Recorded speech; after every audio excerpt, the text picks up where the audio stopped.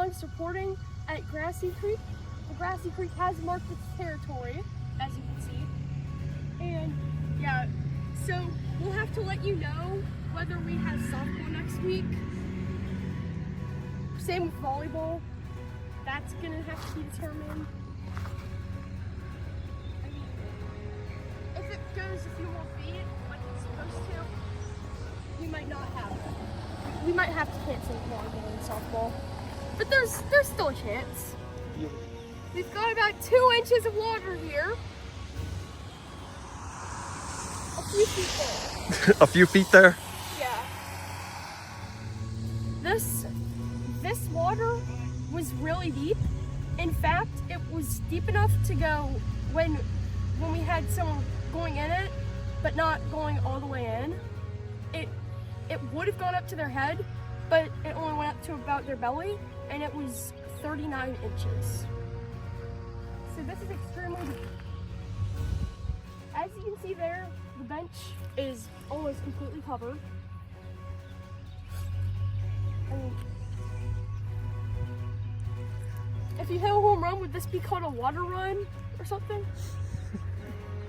That's what we call that.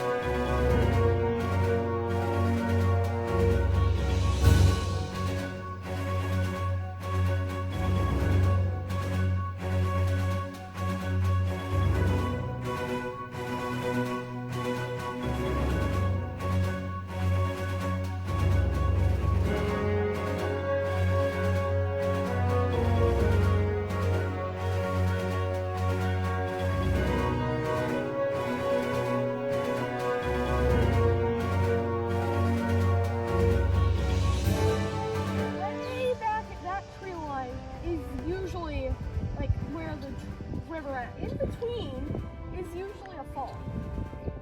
Then there's the fence, and then there's usually just grass.